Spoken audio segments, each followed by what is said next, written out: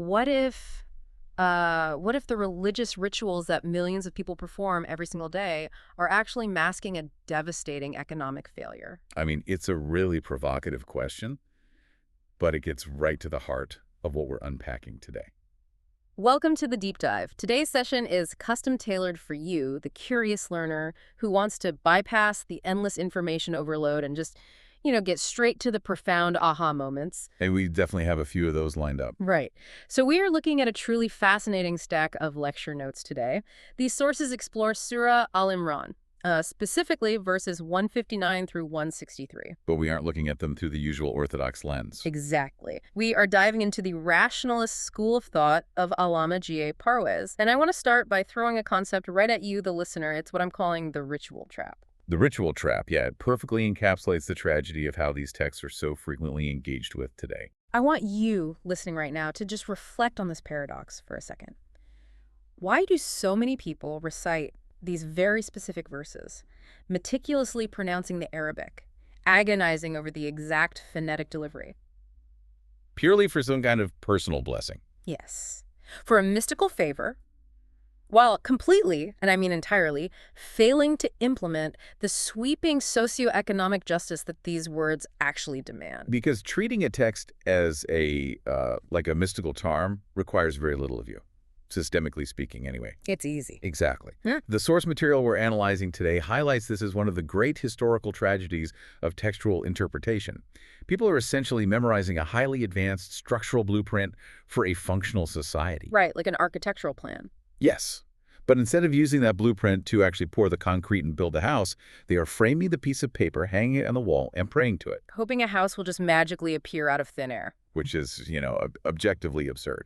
Okay, let's unpack this, because this is the specific naive misconception we have to correct before we go any further. We really do. We are taking something that has been treated for centuries as a mere religious placeholder, like a set of words you chant to rack up spiritual points. And we are returning it to its original intended form, an objective civilizational blueprint. And that requires a complete paradigm shift, for a lot of people. We have to rescue these concepts from the realm of passive emotional theology. The mission here is to reestablish this framework as a highly practical, rigorous manual.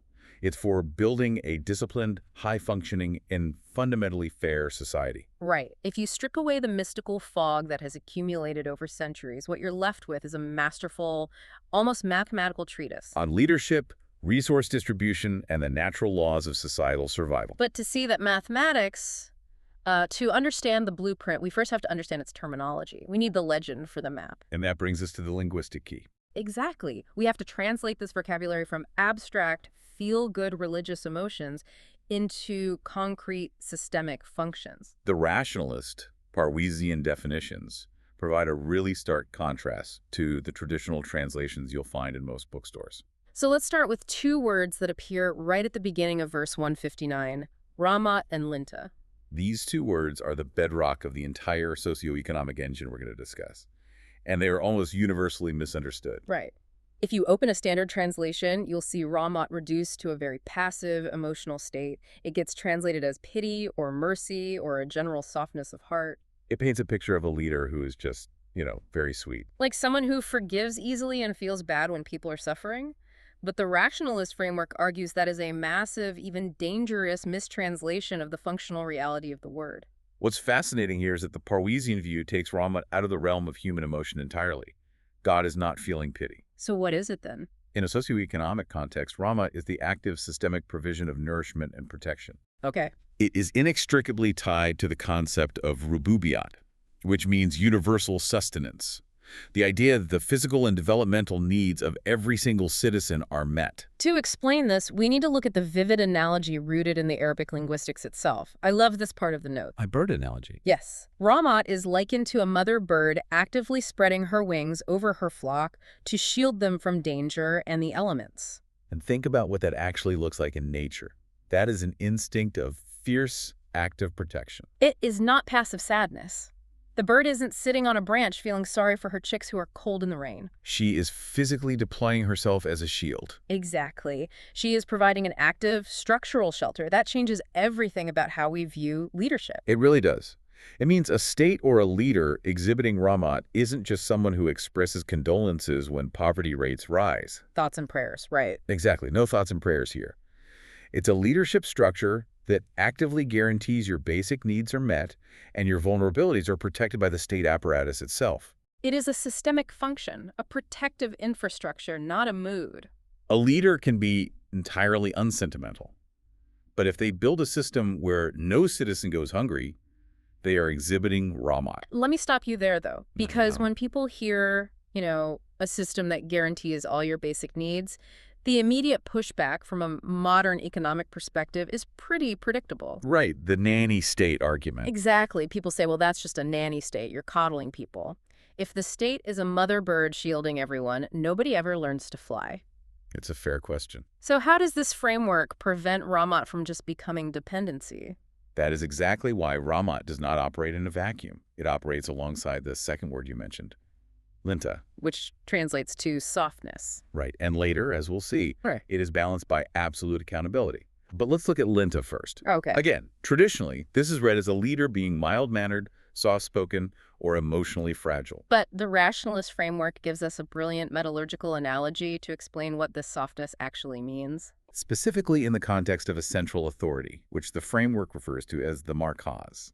The iron analogy. I absolutely love this when I was reviewing the material. It says linta is like the softness of iron. Right, because by default, iron is incredibly strong, solid, and unyielding. It's structural. But when you apply heat to it, it becomes malleable. It softens. It can flow like liquid or become as soft as silk. And this is the crucial part that really stood out. When iron softens, it does not lose its structural integrity. It is still iron. Exactly. It hasn't turned into cotton. It hasn't turned into water. It has just adapted its form to the current necessity. It is the perfect metaphor for adaptable strength. During mutual consultation, which is the engine of this society, a leader must be like molten iron. They must be fluid, accommodating, and capable of pouring themselves into the mold of the collective intellect. Think about this in a modern context. If you are listening to this on your commute right now, think about your boss, or the CEO of your company, or your local mayor. If a leader walks into a boardroom acting like an unyielding rock from the start, dictating every term, slamming her fist on the table. Nobody speaks up. The room freezes. Exactly. But if that leader acts like molten iron during the brainstorming phase, they create an environment of profound psychological safety. Everyone around that table feels empowered to speak their mind, to disagree, to point out critical flaws in a plan. Without any fear of being reprimanded or fired. The leader is soft enough to absorb all this input, but they still retain the fundamental integrity and authority of their position. And that psychological safety is exactly what linta is designed to produce at a societal level. It ensures that the collective community, the Malat, feels deeply connected to the center. They don't fear the leader. They trust the leader's adaptability and willingness to listen. But to truly understand the value of this, we have to look at what happens when that iron refuses to soften. Right. The blueprint doesn't just show us what good leadership looks like. It shows us the terrifying antithesis. This is where the historical context gets incredibly visceral. It talks about the absolute opposite of this nurturing, adaptable leadership. The terms used for this failure of leadership are fazan and galiz au qalb, which translates roughly to hard-heartedness. Now, a standard translation just says this means being rude or ill-tempered. Like a boss who sends a passive-aggressive email. Yeah, but the etymology, the actual historical root of the word fazan, is horrifying. It is straight out of a survival horror movie. It truly is. To understand fazan, you have to understand the environment of 7th century Arabia. The root of the word comes from a brutal, desperate desert survival practice. Imagine you are a traveler deep in the desert. You are days away from civilization, the sun is beating down, and you run out of water. The situation is completely desperate. Death is imminent. In this extreme panic-induced scenario, a traveler would take their camel, the very animal carrying them, the animal whose strength they rely on to survive. And they would violently bind its mouth shut so it couldn't chew the cud or bite back. Then, they would take a blade, slit the camel's stomach open, and literally squeeze out and drink the stagnant water stored inside its internal organs. It's chilling. They sacrifice the very thing supporting them, violently and fatally, just to ensure their own immediate short-term survival. And when you realize that this is the word the framework uses to describe bad leadership, It completely shatters the idea that we're just talking about someone having a bad temper. Exactly. If we connect this to the bigger picture, this is the ultimate undeniable metaphor for exploitative systems. It is a searing structural critique of unchecked capitalism, of feudalism, of autocracy. It describes an elite class or a ruling authority that when push comes to shove will violently drain, exploit, and sacrifice the masses. The working class, the vulnerable. Yeah, to ensure their own survival and preserve their own wealth and power. It is the slitting of the camel's stomach economic model. The elite class slitting the stomach of the working class to drink the resources.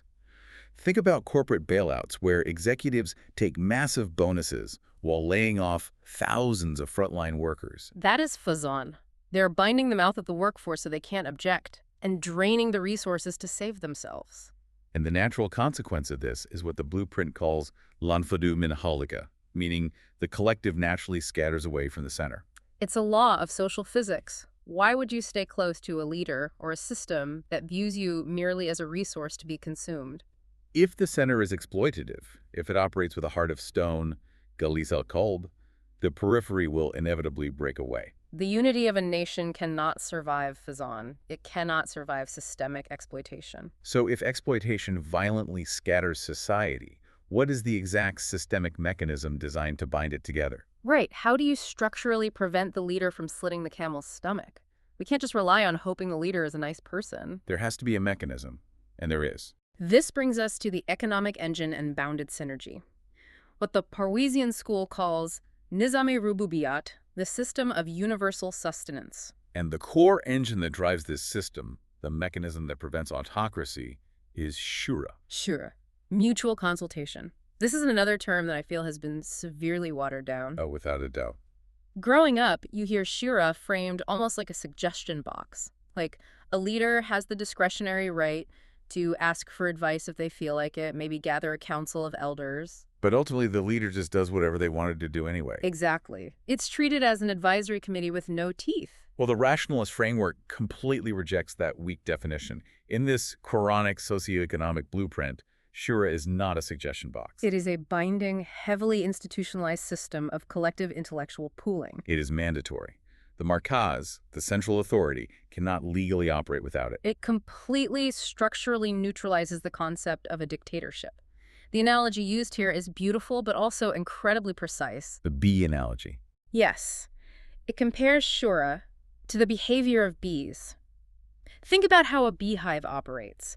You have thousands of bees traveling miles and miles in different directions. They're gathering tiny drops of nectar from thousands of different flowers, different perspectives, different data points. They bring all of that diverse material back to the hive without betraying the source, and then they pool it all together, chemically altering it to create honey. Which serves the collective necessity of the entire hive. Every citizen, every mind in the society is a bee bringing their unique expertise to the central hive.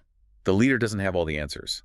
The leader's job is not to generate all the nectar. The leader's job is to be the molten iron we discussed earlier, creating a structurally sound but adaptable environment where all that nectar can be safely pooled, debated, and synthesized. But wait, I have to play devil's advocate here for a second. Go for it. When people hear collective intellectual pooling and everyone brings their nectar, it sounds an awful lot like modern Western democracy. We vote, we pool our opinions, the majority decides. Is Shura just a 7th century word for Western democratic voting? It is absolutely vital that we distinguish between the two, because the rationalist framework makes a very sharp critique of unanchored majoritarian democracy. How so? In a pure Western democracy, truth, morality, and justice are entirely subject to a mathematical vote. If 51% of the population votes to legalize an exploitative practice, Let's say a predatory banking system that traps the poor in debt. right, or the systematic marginalization of a 49% minority demographic, Yeah. then mathematically, under that system, it becomes the law. The majority can legally choose to slit the camel's stomach. Precisely. A 51% majority can theoretically vote to legalize falsehood or oppression.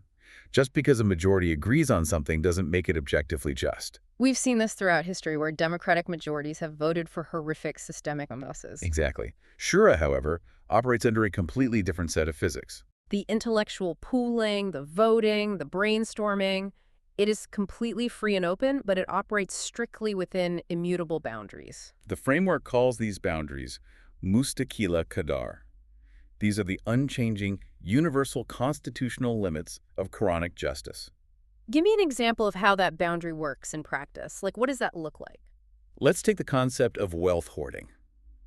The Quranic blueprint categorically forbids the hoarding of wealth to the detriment of the vulnerable. That is a mustaqila qadar, an immutable boundary. Right. You cannot convene a Shura council, hold a democratic vote, and say, hey, 60% of us agree that we should be allowed to hoard all the city's water and sell it at 1,000% markup to the poor. The blueprint simply does not allow it, no matter how many people vote for it. The Constitution overrides the majority if the majority chooses exploitation. So it's a bounded synergy. You have infinite freedom to brainstorm how to apply justice to modern problems, how to build the aqueducts, how to distribute the water efficiently. But you have zero freedom to vote justice out of existence. Exactly. You are free to debate the methodology of sustenance, but you cannot debate the necessity of it. I love that. It's a really elegant system. But here is my next point of friction. Human nature being what it is, if consultation is this open, if everyone is bringing their nectar and debating the methodology, how does anything ever actually get done? Right, the efficiency problem. We all know what happens when you have too many cooks in the kitchen. Doesn't this just lead to endless, paralyzing bureaucratic debate? Look at modern parliaments. They spend years arguing in subcommittees, gridlocked, while crises burn out of control. That is the exact vulnerability of pure consultation, and the blueprint anticipates it flawlessly.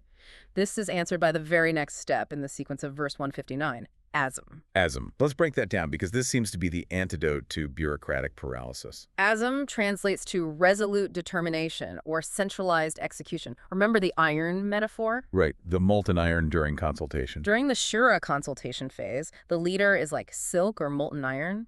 Everyone speaks, egos are managed, ideas are pooled. But the moment a decision is democratically finalized within those constitutional boundaries, the phase of Shura officially ends. Instantly, the central authority, the markaz, must transition from the softness of molten iron into the impenetrable hardness of solid rock. This is ASM. The temperature drops in the room, the iron solidifies, and the debate is over. Exactly. The leader now assumes singular, unwavering accountability.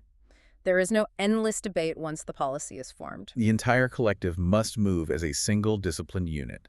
The leader takes full, uncompromising responsibility for the execution of the plan. Which means no passing the buck. None. If the infrastructure project fails, the leader can't say, well, the subcommittee on logistics gave me bad data, or the opposition party obstructed me. The diffusion of responsibility that completely plagues modern corporate and government bureaucracies is structurally eliminated. You were molten iron to gather the best ideas. Now you are solid rock to execute them. If the rock shatters, it's on you. And that immense pressure of singular execution is immediately followed by the concept of tawakkul. Now, how is tawakkul usually defined in everyday conversation? Usually people use it to mean, I've done my best, now I'm just leaving it up to God. It's often used almost as a coping mechanism for anxiety, or sometimes as an excuse for poor planning. Like, I didn't study for the test, but I have tawakkul, God will help me pass. It's framed as blind faith. The rationalist school turns that definition entirely upside down. In this framework, tawakkul is not blind faith. It is not hoping that a magical entity will swoop out of the clouds to fix the outcome of a poorly planned project. Rather, tawakkul is supreme, calculated self-confidence. It is the profound confidence that arises when you know objectively that you have applied the correct systemic formula, like an engineer building a suspension bridge. That's a great way to look at it. An engineer doesn't finish welding the bridge, close their eyes, cross their fingers, and blindly pray to God that it doesn't collapse when a truck drives over it. No, they have tawakkul in the laws of physics. They know that because they calculated the load-bearing stress correctly, because they used the right grade of steel, and because they built it according to the immutable laws of structural engineering, the physics of the universe guarantee the bridge will hold. They trust the outcome because the inputs were sound. That is a flawless analogy. You have consulted the experts through Shura, you have ensured the plan is non-exploitative and bounded by justice, you have executed with rock-solid resolve, ASM. And therefore, you trust that the natural, objective laws of the universe will guarantee the outcome. You are relying on the mechanics of the system, not on a miraculous intervention. But And this is a massive, but a machine only runs if the mechanics are transparent. Right. You can have the best engineers in the world, but if someone is secretly siphoning the high-grade steel and replacing it with cheap tin, the bridge collapses. Execution fails if the fuel is hidden. And that brings us to the next major pillar of this blueprint: absolute transparency and the absolute rejection of Gulu. Verse 161 issues an absolute, unequivocal ban on Gulu. It is a powerful, heavy word. It means the act of hiding, withholding, misappropriating, or embezzling anything. And the text declares that it is structurally impossible for a true prophet or a legitimate Quranic markaz to commit Gulu. It is an oxymoron. Let's bring this down to the ground level. What does a ban on Gulu mean in a systemic, modern context? It means you cannot have a secret government. A leader cannot conceal state resources. They cannot hide macroeconomic realities from the public. There can be no hidden ledgers, no black budgets that avoid scrutiny, no offshore accounts concealing the wealth of the nation's elites while the working class pays taxes. Radical absolute transparency is not just a nice idea. It is a constitutional mandate. Because the moment you hide resources, you break the trust of the Shura. And you are right back to slitting the camel's stomach in the dark. The sources highlight something even deeper here, what I found to be one of the most profound insights in the notes: the systemic void of concealment. Gulu isn't just about a politician hiding money in a briefcase. It's about hiding parts of the divine blueprint itself from the people. Yes, the ideological Gulu. If a system, a society, or a religious institution attempts to implement only a tiny fraction of this code, say, the personal rituals, the marriages, the basic moral platitudes, While conveniently hiding, ignoring, or suppressing the strict economic justice required by the blueprint because it threatens the power of the wealthy elite, the entire formula is neutralized. and boom, we circle all the way back to the opening hook, the ritual trap. This is exactly what we were talking about at the beginning. The lecture notes explicitly use this concept of ideological Gulu to explain a glaring, painful modern paradox. You see nations, communities, and individuals who strictly observe ritualistic worship. They're fasting in blistering heat. They're praying 5 times a day. Meticulously, they go on pilgrimages. On paper, they look incredibly religious, but their societies are trapped in systemic failure, rampant corruption, massive wealth inequality, and grinding poverty. Why? How is that possible if they're so pious? Because of Gulu. They have concealed the socioeconomic code. They are trying to operate an incredibly complex machine while actively hiding half the parts in a drawer. Attempting to attain civilizational success through personal rituals while actively discarding the universal sustenance, rububiyat, required by the blueprint, is a structurally futile exercise. It's like trying to fly an airplane by only painting it the right color but leaving the engine out. You can paint it as beautifully as you want, you can chant over it, but it's not going to generate lift. Exactly. And the text states that on the ultimate reckoning of any society, the precise reality of what was concealed, what was exploited, and what was hoarded will manifest. Justice will be dispensed based on tangible systemic actions, not on how beautifully someone recited the text while their neighbor starved. If the underlying system is corrupt and hidden, the individual rituals become socially fruitless. This completely reframes the whole idea of what it means to be a successful or failed society. We aren't talking about earning mystical merit badges anymore. We are talking about objective cause and effect. Which leads us perfectly into the science of this blueprint. If hiding resources leads to guaranteed failure, and executing transparent justice leads to guaranteed success, we are dealing with an objective science of society. Let's look at the social physics and the law of requital. To understand the law of requital, the text requires us to take a massive leap and completely demystify our concept of divine emotion. The sources point out a fundamental paradigm shift regarding verses 162 and 163. God does not have humanized emotions. This is a tough pill to swallow for a lot of people because we naturally anthropomorphize God. We think of God as a king sitting on a throne in the sky. If you don't flatter the king enough, he gets angry and throws a temper tantrum. Right, and if you say the right words and flatter him, he gets pleased and hands out favors. We project our own volatile psychology onto the divine.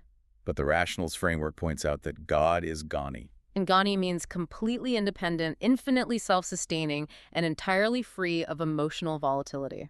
God does not need your flattery, nor is God damaged by your disobedience. So when the text speaks of Ridwan Allah, which is almost universally translated as God's pleasure or seeking the pleasure of Allah, What does that actually mean? If God isn't sitting up there feeling the human emotion of happiness, what is Ridwan? In the rationalist framework, Ridwan means alignment. It means that society's actions, its laws, its resource distribution, and its economic structures are in absolute harmony. The text uses the beautiful Urdu word ahan. Harmony with the divine, natural laws of survival and growth. When you align your society with these objective laws of justice, the system naturally thrives. It produces life.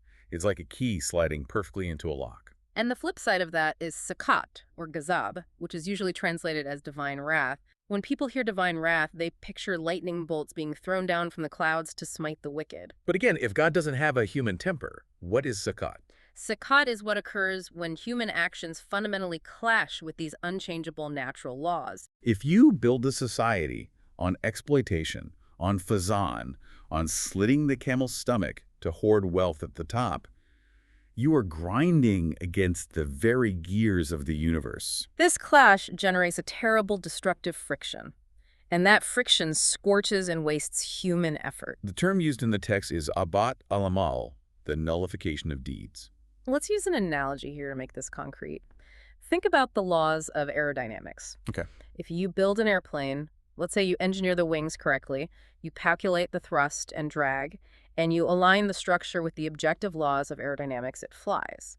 That is Ridwan. It is in harmony with the laws of physics, so the natural consequence is flight. But if you decide you don't care about aerodynamics, and you build a plane out of solid lead blocks with square wings, and you try to fly it off a cliff, It will crash violently into the ground. and when that lead plane crashes, the law of gravity is not expressing wrath against you because it's emotionally angry with you. Gravity didn't take your design personal. The crash is simply the inevitable, scorching, objective consequence of clashing with an immutable law.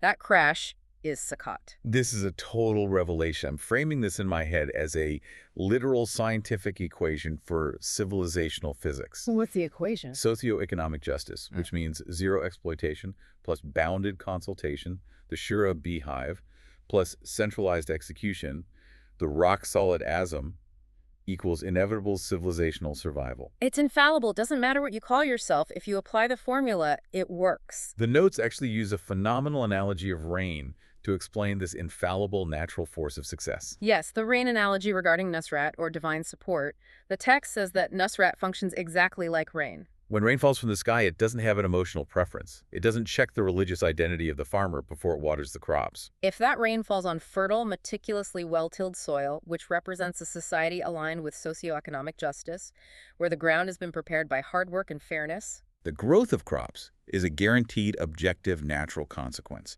It is an inevitability. no external entity, no superpower, no economic sanction can intervene to stop that success. As the text says, "Falagali balakum," none can overcome you.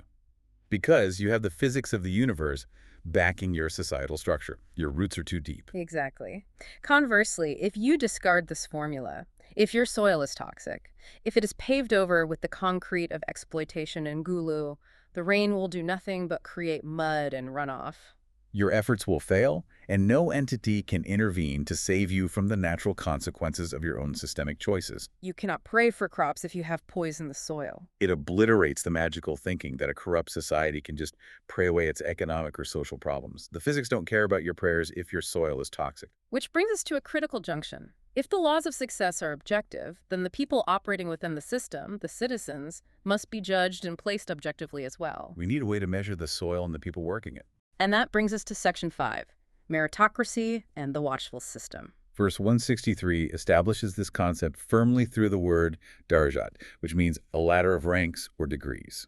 The blueprint explicitly states that human beings are ranked on a ladder in society. There is no absolute flat egalitarianism where everyone is exactly the same. Which sounds a bit hierarchical at first, and hierarchy usually makes people nervous because historically hierarchies are abusive. It is hierarchical, but the defining feature is what determines your place on that ladder. Crucially, your rank is dictated purely by your constructive output, your deeds, your tangible contributions to the sustenance of the society. The Arabic word is amal.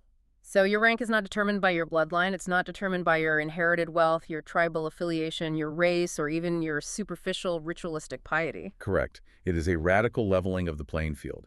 It completely obliterates nepotism, cronyism, and feudal privileges. The text points out that the exact same ladder exists for everyone. Going up toward the heights of society or falling down into degradation depends entirely on how much constructive effort you apply within the system. You don't get a head start because your father was the CEO or a famous leader. You don't get a higher ranked because you spend more hours in the mosque than the next person. The system asks one question: what are you building? What is your amal? But wait, I have to push back hard on this. Sure. A strict meritocracy based solely on output. Doesn't that risk becoming a brutal Darwinian system? What if someone is severely disabled? What if they are elderly? Right. What if they physically or mentally cannot produce as much output as a healthy 25-year-old? Does this system just drop them to the bottom of the ladder and leave them there to starve because their amal is low? How does a supposedly just system justify that? That is an excellent, vital question, and is where we see the brilliance of the integrated blueprint. This is where Ramat, the mother bird we discussed in step 1, wraps around Darjat. Remember, Rubujat, universal sustenance, guarantees the baseline needs of every single citizen, regardless of output. The state provides the floor through Ramat. You will never starve, you will never be homeless, and you will never lack medical care, even if your physical output is 0. That is guaranteed. But Darajat determines how high you climb above that baseline based on your contribution. The system ensures equity and survival, but meritocracy in leadership and societal advancement. Okay, that makes perfect sense. The floor is absolute, but the ceiling is based on your effort. But for a meritocracy to function properly, for the state to know who needs the baseline and who has earned the advancement, the system needs incredibly accurate data. It cannot rely on assumptions, PR campaigns, or false reporting. Exactly. Therefore, the divine system is described as Basir, which means infinitely observant, vigilant, all-seeing. Right. The traditional understanding is God is Basir, God sees everything you do. But the rationalist text doesn't leave it there in the abstract heavens. It says this divine attribute must be operationalized on earth. If the blueprint is to actually work, the state's central authority, the earthly markaz, must mirror that attribute. The state must remain intensely vigilant and deeply, intimately informed about the actual ground-level conditions of every single citizen. A system cannot claim to be just if it is blind to the suffering of its people. A leader sitting in an ivory tower reading sanitized reports is not Bezawar. The sources provide a legendary historical anecdote to illustrate how this baser vigilance was actually implemented in the real world. It's the story of the second Caliph, Umar. This story is incredible. It contrasts so sharply with how modern leadership operates. Today, leaders sit in insulated offices, surrounded by yes-men, reading sanitized bureaucratic spreadsheets. They look at GDP growth on a chart and assume everything is fine, completely detached from the reality of the streets where inflation is crushing families. But Caliph Umar didn't rely on reports. No, he didn't. The historical record shows that Umar would physically roam the streets of the city and the outskirts at night, incognito, to personally investigate the welfare of the most vulnerable citizens. He understood that to be the markaz, to embody the protective wings of Ramat, he had to have direct, unvarnished knowledge of his people. He had to be Basir. The notes detail a specific heartbreaking incident. Umar is walking at night, and he hears a woman in a tattered tent trying to quiet her hungry, crying children. He goes closer and sees she has a pot on the fire, but there's no food in it. She's just boiling water in pebbles, stirring it to trick the kids into thinking food is coming so they'll eventually exhaust themselves and fall asleep. And she is openly cursing Umar, the caliph.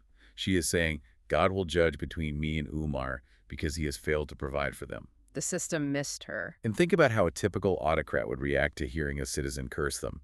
They would arrest her for treason or insulting the state. Exactly. But Umar hears this, and he doesn't arrest her. He doesn't get defensive. He realizes with absolute terror that the economic engine failed. The Rububiyat missed someone. He immediately returns to the state treasury. He physically loads a massive sack of flour, meat, and provisions onto his own back. His servant offers to carry it for him, but Umar refuses, saying, "Will you carry my burden on the day of judgment?" And he walks back to the tent, and he personally cooks the food for the woman and her children, blowing on the fire himself. He didn't just order a welfare check to be cut 3 weeks later. He didn't form a subcommittee to study poverty in the outer districts. He closed the feedback loop of the meritocratic system immediately. He ensured that no one was left behind by the economic engine. That is the physical, tangible operationalization of Baser. It's the ultimate accountability. The molten iron leadership directly interacting with the most vulnerable, ensuring the Rububiyat reaches the absolute bottom rungs of the ladder. And that story isn't just a heartwarming tale of a humble king, it is a demonstration of systemic necessity. If the center is not vigilant, the periphery rots. And if the periphery rots, the center will eventually collapse. Okay, we have covered massive ground today. Let's pull all these threads together into a synthesis. What is the permanent value we take away from this deep dive? Well, we started by looking at the ritual trap. The tragedy of treating these ancient verses as just religious placeholders to be chanted for mystical blessings while ignoring the world falling apart around us.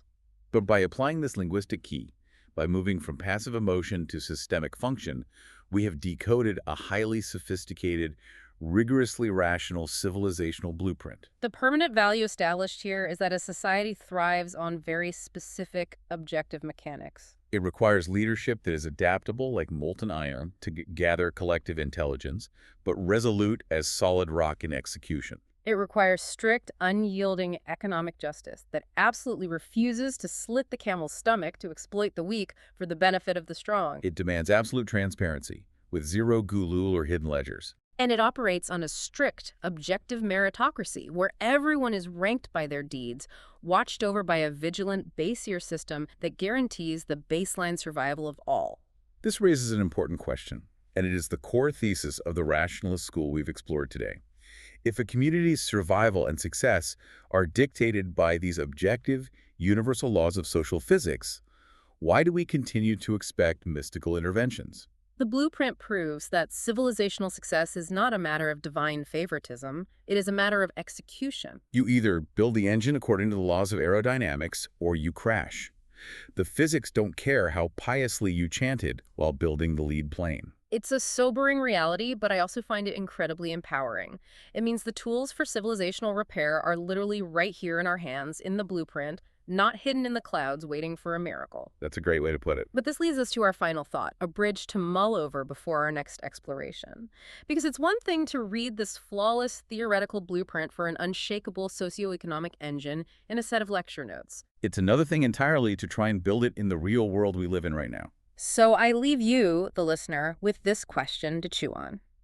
What happens when this pristine socioeconomic system inevitably collides with the deeply entrenched hyper-capitalist structures of our modern global economy? Can a molten iron leader, truly dedicated to universal sustenance and absolute transparency, actually survive in an age of algorithmic exploitation, multinational monopolies, and hidden offshore wealth? Take a hard look at the leadership structures in your own life today. Look at your workplace, your corporate boardrooms, your community organizations, your local government. Are they operating as the protective, nurturing wings of a true Marquez, creating psychological safety and pooling the intellectual nectar of the community? Or when push comes to shove, are they quietly, desperately slitting the camel's stomach in the dark, extracting every last drop of value from the vulnerable to secure their own survival? It's definitely something to think about. Thank you for joining us on this deep dive. It's been a profound journey, and we'll see you next time.